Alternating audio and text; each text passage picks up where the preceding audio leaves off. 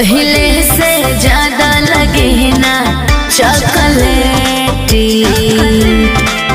हर 2 महीना में बनल बहपेटी।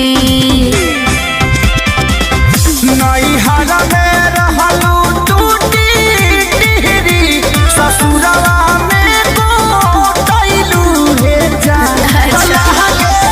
सैये के बेलल रोटी खइलू हे जान।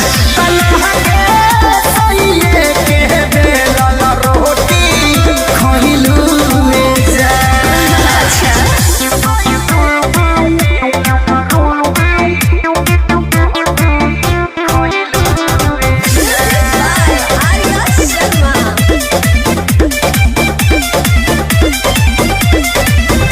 कहवन विटामिन तोहार पियौनु हो, पियैले बारे सेवा सेवा दानी लागे जमकेनु हो पहिले बारे। उसे तोरा का मतलब बा सुख बाबे है कतना कही हो, हम दिन भर बैठल रही हो।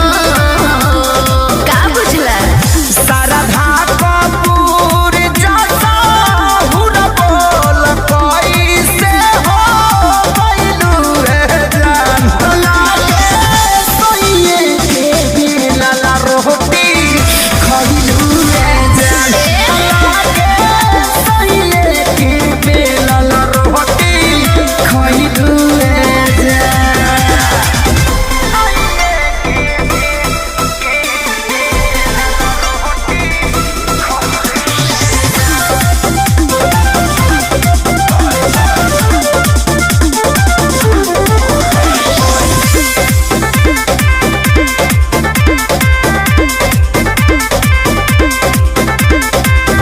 गुलु गुलु गाल दुनु भइल बा हो पुहा जइसे ना हो। बोलाए सहार को काला गइलू नु हो कि गो रइलू वैसे।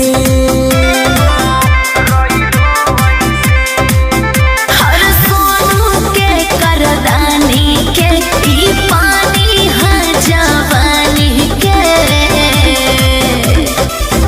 समझे विशाल आखे सारी के लागे तू भूलैलू रे जान। लागे सैये के बेलल रोटी खइलू रे जान। लागे सैये के बेलल रोटी खइलू रे जान।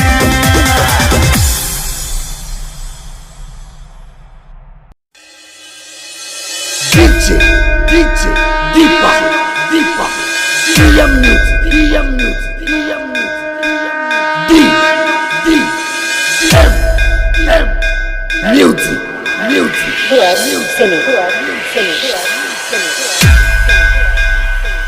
नहीं होगा